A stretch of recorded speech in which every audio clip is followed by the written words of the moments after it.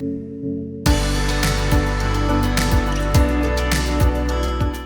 xôm chấm nút ông ôn ở phía đài bàn cho mà căn channel YouTubeរបស់ខ្ញុំហើយសម្រាប់ថ្ងៃនេះខ្ញុំមានប្រធានបទមួយហើយខ្ញុំមានចំណុចតូចៗចំនួន5នៅធ្វើការបង្ហាញជូនបងប្អូនទាំងអស់គ្នាដែលជាម្ចាស់អាជីវកម្មតាក់ទងទៅនឹងហាងរោងពុម្ពឬក៏ហាងផ្សាយរូបថតបាទអូខេអញ្ចឹងនៅក្នុងនោះរបស់ខ្ញុំគឺខ្ញុំបានបែងចែកជា5ចំណុចធំដើម្បីបងប្អូនយល់ថាពីមួយដំណាក់កាលទៅមួយដំណាក់កាលគេធ្វើរបៀបម៉េចហើយគេមាន flow បែបណាដើម្បី process អាជីវកម្មរបស់យើងបាទអូខេអញ្ចឹងដើម្បីកុំឲ្យខាតពេលយូរខ្ញុំចូលមកបង្ហាញនៅលើ note របស់ខ្ញុំតែម្ដងបាទនេះខ្ញុំដាក់ថាចំណងជើងថា5ចំណុចសំខាន់នេះអាចជួយឲ្យលោកអ្នកឬក៏អាចជួយឲ្យបងប្អូនបើកនៅអាជីវកម្មរបស់ខ្លួនឯងបានបាទអូខេអញ្ចឹងខ្ញុំមាន5ចំណុចធំទី1ទី2ទី3ទី4ហើយនិងទី5ហ្នឹងបាទអូខេអញ្ចឹងខ្ញុំបកស្រាយចំណុចទី1មុនបាទអញ្ចឹងចំណុចទី1យើងត្រូវប្រើប្រាស់នៅកម្មវិធីមួយដែលមានឈ្មោះថា Adobe Photoshop CC 2018ណាអញ្ចឹងយើងប្រើប្រាស់កម្មវិធី CC 2018ហ្នឹងដើម្បីធ្វើការបើកពណ៌បាទបើកនៅរូបភាពរបស់យើងដែលយើងទទួលបានរូបភាពមកពីជាងថតឬក៏មកពីភ្ញៀវដែលគាត់យករូបថតមកដាក់នៅហាងរបស់យើងបាទអូខេអញ្ចឹងនេះខ្ញុំដាក់មានរូបភាពអញ្ចឹងរូបភាពអញ្ចឹងវាមានកម្មវិធីច្រើនបាទរូបភាពជារូបភាពជាលក្ខណៈមង្គលការជាលក្ខណៈពិធីជប់លៀងជាលក្ខណៈខួបកំណើតជាលក្ខណៈបុណ្យសពជាលក្ខណៈកម្មវិធីផ្សេងជាច្រើនទៀតបាទនៅក្នុងរូបភាពហ្នឹងបាទអូខេអញ្ចឹងបន្ទាប់ទៀតគឺខ្ញុំបានបែងចែកមួយចំណុចទី2គឺកម្មវិធីបើកពណ៌ណាកម្មវិធីបើកពណ៌ហ្នឹងគឺ CC 8ហ្នឹងឯងបាទអូខេចំណុចមួយទៀតគឺតាក់ទងទៅនឹងក្រោយពីយើងបើកពណ៌ចប់ហើយណាក្រោយពីយើងបើកពណ៌ចប់គឺយើងធ្វើការរក្សារូបភាពនឹងទុកបាទបងប្អូនទាំងអស់គ្នាទេបាទអញ្ចឹងខ្ញុំបញ្ជាក់ម្ដងទៀតទី1គឺយើងត្រូវមានរូបភាពរបស់យើងសិនហើយចំណុចបន្ទាប់ទៀតយើងបើករូបភាពនឹងជាមួយនឹងកម្មវិធី Adobe Photoshop CC 2018អញ្ចឹងក្រោយពីបើកបានយើងធ្វើការកែសម្រួលពណ៌ឬក៏ថែមថយពណ៌ទៅតាមនៃរូបភាពជាក់ស្ដែងដែលយើងបានទទួលអំពីភ្ញៀវបាទហើយចំណុចចុងក្រោយគឺរក្សារូបភាពទុកបានក្រោយពីយើងកែប្រែអស់ហើយយើងធ្វើការ save វាទុកបាទទីតាំងណាមួយទៅបាទអូខេអញ្ចឹងសង្ឃឹមថាចំណុចទី1បងប្អូនទាំងអស់គ្នាបាទអញ្ចឹងខ្ញុំចូលចំណុចទី2ចំណុចទី2គឺខ្ញុំនិយាយអំពី Adobe Photoshop CS3 បាទអញ្ចឹងក្រោយពីយើងធ្វើទី1ចប់យើងបិទកម្មវិធី2018ចោលហើយយើងបើកថ្មីនៅកម្មវិធីទី2គឺកម្មវិធី Photoshop ដូចនេះប៉ុន្តែ CS3 បាទអូខេក្រោយពីបើកបានហើយយើងចាប់ផ្ដើមធ្វើការទៅទាញរូបមួយសន្លឹកពី CC ដែលយើងបានបើកពណ៌ហើយហ្នឹងទាញមកដាក់នៅក្នុងកម្មវិធី CS3 របស់យើងបាទដើម្បីធ្វើការចង Action បាទនេះយើងលើករូបមួយសន្លឹកមកដើម្បីធ្វើការចង Action ទៅលើរូបភាពមួយហ្នឹងបាទអញ្ចឹងរាល់ការចង Action គឺយើងចងតេស្តមើលម្ដងមួយសន្លឹកមិនមែនមានន័យថាយើងយករូបនឹងមួយសន្លឹកហើយយើងចងយកវាតែម្ដងទេអញ្ចឹងយើងចងម្ដងតិចហើយយើងតេស្តមើលម្ដងមួយសន្លឹកថារូបភាពទី1យើងបានចងហ្នឹងដល់ពេលយើងចងទី1ចប់ហើយយើងយករូបភាពផ្សេងមកចាក់តើរូបហ្នឹងវាដូចគ្នាអត់ឬក៏ចាក់ទៅវាលើត្រង់យ៉ាងម៉េចណាឬវាខ្វះកន្លែងណាយើងអាចធ្វើការ edit វាបន្ថែមទៀតបាទអូខេក្រោយពីយើងធ្វើការចងហើយយើងចាប់ផ្ដើមធ្វើការ save action ទុកជៀសវាងនៅបញ្ហាដាច់ភ្លើងដែលខ្ញុំបានបង្ហាញពីវីដេអូមុនបាទអញ្ចឹងយើង save action ទុកមួយមកបាទហើយបន្ទាប់ទៀតក្រោយពី save បានហើយយើងចាប់ផ្ដើមធ្វើការចាក់រូបភាពយើងទាំងអស់បាទចាក់រូបភាពយើងទាំងអស់អូខេអញ្ចឹងសង្ឃឹមថាចំណុចទី2បងប្អូនចាប់បានទាំងអស់គ្នាបាទហើយខ្ញុំចូលទៅកាន់ចំណុចទី3បន្តទៀតទាក់ទងទៅនឹងញែករូបភាពបាទញ៉ាំមកអូនឃើញខ្ញុំសម្រាយបែបហ្នឹងអញ្ចឹងញែករូបភាពខ្ញុំបែងចែកជា3ចំណុចទី1គឺរូបត្រូវបដូរ background បាទឧទាហរណ៍ថាពេលភ្ញៀវគាត់មកដាក់រូបថតកន្លែងយើងគាត់តែកំងថាអូបងសុំជួយដូរ background នៅខ្ញុំផងឬក៏បដូរនៅរូបភាពនេះព្រោះរូបភាពនេះអត់ស្អាតទេអញ្ចឹងសូមបងជួយកាត់ background original ចោលបងដាក់ background ថ្មីមកឲ្យខ្ញុំផងឧទាហរណ៍បាទនេះគឺវាអាស្រ័យទៅលើភ្ញៀវជាអ្នកកំងយើងអញ្ចឹងខ្ញុំដាក់ពងកញ្ចក់ទៅតាមទំហំគេកំងបាទអញ្ចឹងបានន័យថា ជួនកាលរូបភាពយើងបដូរផ្ទៃឬយើងបដូរ background ចេញជួនកាលវាមានទំហំតូច13 18 15 20 25 30 40 បាទ 57 69 ទៅតាមប្រភេទទំហំនៃរូបថតបាទជាក់ស្ដែងបាទបើសិនជាគេកំងមួយណាយើងធ្វើអីគេទៅតាមប្រភេទកំងទៅតាមប្រភេទទំហំនឹងចោះបាទអូខេអញ្ចឹងមួយទៀតចូលដល់ចំណុចរូបមិនបដូរផ្ទៃបាទអញ្ចឹងរូបមិនបដូរផ្ទៃគឺខ្ញុំចង់សំដៅទៅលើតិចនិចនៃកូនកំលោះកូនក្រមុំបាទអញ្ចឹងរូបបដូរផ្ទៃនេះគឺវាបូកឡំលាយជាមួយទៅនឹងកម្មវិធីផង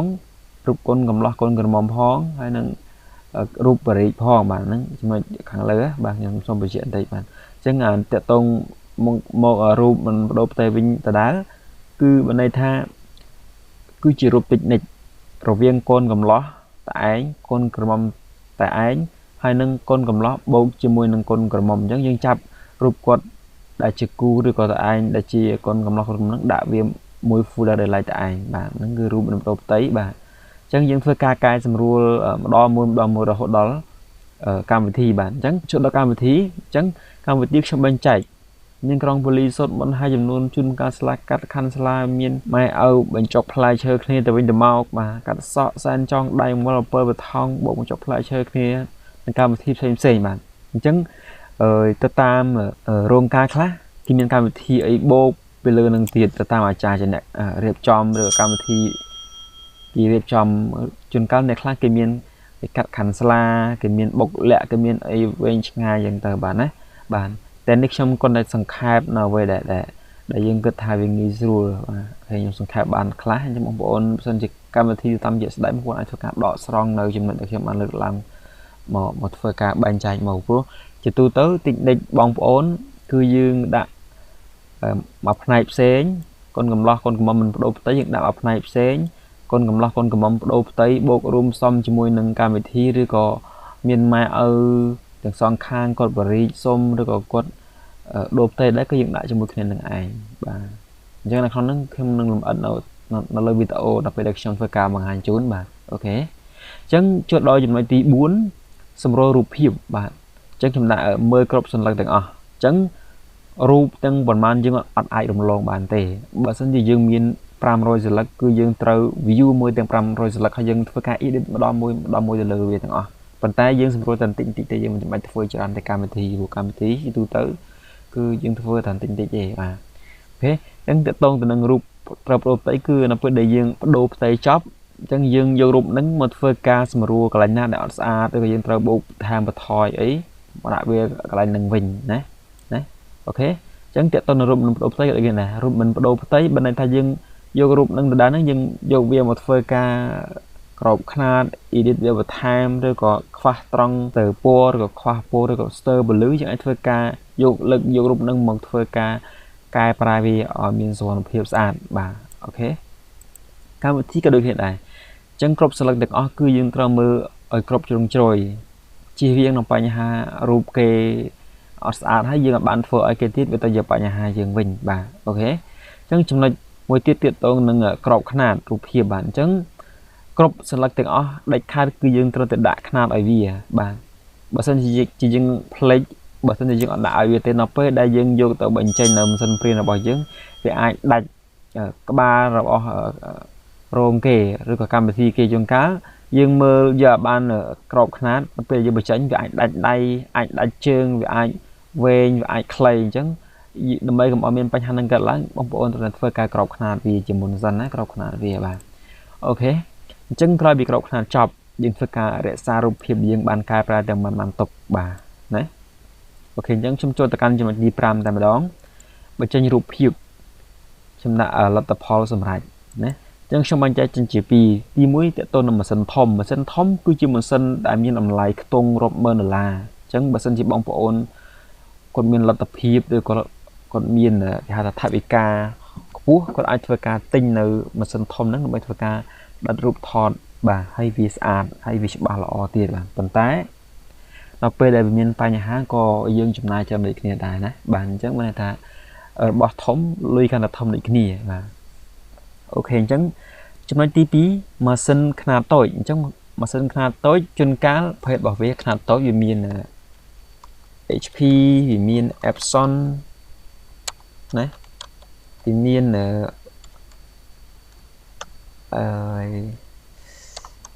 កណុងណាម៉ាក់កណុងចឹងមកបាទចឹងវាមាន Nikon ណាវាមានប្រភេទច្រើនមែនទែនប្រភេទម៉ាស៊ីនព្រានបាទវាមានច្រើនទៀតបាទដែលខ្ញុំចាំតែប៉ុណ្្នឹងបាទតែវាមានលើនឹងច្រើនវាមាន Toshiba នេះឡាក់ចឹងតើបាទអញ្ចឹងវាមានប្រភេទច្រើនមែនទែនបាទអញ្ចឹងប្រភេទម៉ាស៊ីនទីទួយបែបហ្នឹងគឺជាទូទៅគឺវាបញ្ចេញដោយខ្លួនឯងបើថាដល់ពេលដែលយើងរួចរាល់ការងារយើងអស់ហើយយើងសម្រេចថារូបភាពរបស់យើងស្អាតអស់ហើយយើងក៏នៅធ្វើការព្រីនទៅអញ្ចឹងស្លឹករូបថតទាំងអស់គឺម៉ាស៊ីនតូចនឹងជាអ្នកព្រីនរិញដោយខ្លួនឯងបាទអញ្ចឹងរវាងម៉ាស៊ីនធំហើយនិងម៉ាស៊ីនតូចវាអាស្រ័យទៅលើបាច់ចិត្តរបស់បងប្អូនទេណាអញ្ចឹងបាច់ចិត្តហ្នឹងគឺថវិកាបាទថវិកាណាហើយម៉ាស៊ីនធំវាមានអ្នកជួយសម្រួលបាទមានអ្នកជួយសម្រួលបន្ថែមហ្នឹងណាអញ្ចឹងឧទាហរណ៍ថារូបយើងកែមកពីកុំព្យូទ័រយើងគិតថាប៉ុណ្ណឹងស្អាតហើយណាអញ្ចឹងបើសិនជាយើងបញ្ចេញមកដល់ម៉ាស៊ីនធំមានអ្នកជួយសម្រួលមនុស្សយើងម្នាក់ហ្នឹងគាត់ចាំបោកពណ៌ខ្វះពណ៌រូបកម្មវិធីនេះខ្វះពណ៌លឿងអញ្ចឹងគាត់បោកលឿងឲ្យយើងបន្តិចឬក៏ស្ទើរពន្លឺគាត់ជាអ្នកជួយបោកពន្លឺយើងបន្តិចបាទអញ្ចឹងគាត់ជាអ្នកមើលខុសត្រូវបន្ថែមលើនឹងបន្តិចបាទនេះសម្រាប់ម៉ាស៊ីនធំបាទអូខេបងប្អូនទាំងអស់គ្នាសង្ឃឹមថាបងប្អូនទាំងអស់គ្នាអាចយល់បានតាំងពីចំណុចទី1រហូតដល់ចំណុចទី5ខាងក្រោមបាទអញ្ចឹងបើសិនជាបងប្អូនមើលទៅឬក៏មើលវីដេអូខ្ញុំទៅអត់ច្បាស់ត្រង់ចំណុចណាមួយបងអាចធ្វើការខមមិនសួរនៅខាងក្រោមមកបាទខ្ញុំនឹងធ្វើការឆ្លើយតបជូនបាទអូខេអញ្ចឹងនេះគ្រាន់តែជាការបង្ហាញអំពីរបៀបនៃការធ្វើក៏ដូចជា processing បាទឬក៏ដំណើរការនៃការកន្លែងផ្ដាច់រូបថតរបស់យើងមុនយើងចាប់ដើមយើងត្រូវដឹងអំពីចំណុចនេះទាំងអស់បាទអូខេអញ្ចឹងវីដេអូបន្ទាប់ខ្ញុំនឹងធ្វើការបង្ហាញជូនតាំងពីចំណុចដំបូងរហូតដល់ចំណុចចុងក្រោយដោយនៅអ្វីដែលខ្ញុំបានសរសេរនៅក្នុងវីដេអូនេះដូចតាំងពីទី1ទី5អញ្ចឹងខ្ញុំនឹងធ្វើការឧទាហរណ៍ម្ដងមួយរហូតដល់ចំណុចចុងក្រោយបាទអូខេបងប្អូនអរគ្នាខ្ញុំមានតែប៉ុណ្្នឹងទេបើសិនជាបងប្អូនគិតថាវីដេអូនេះមានប្រយោជន៍ឬក៏វាផ្ដល់អត្ថប្រយោជន៍ដល់បងប្អូនសូមកុំភ្លេចជួយ share ក៏ដូចជាជួយ like ជាពិសេសកុំភ្លេចជួយចុច subscribe ក៏ដូចជាសញ្ញារូបកណ្ដឹងផងដើម្បីទទួលបាននៅវីដេអូថ្មីនៅពេលដែលខ្ញុំផុសគឺបងប្អូនអាចមើលឃើញមុនគេបានអូខេបងប្អូនអរគ្នាយើងនឹងជួបគ្នានៅវីដេអូបន្តទៀតបាទសូមអរគុណសំណាងល្អទាំងអស់គ្នា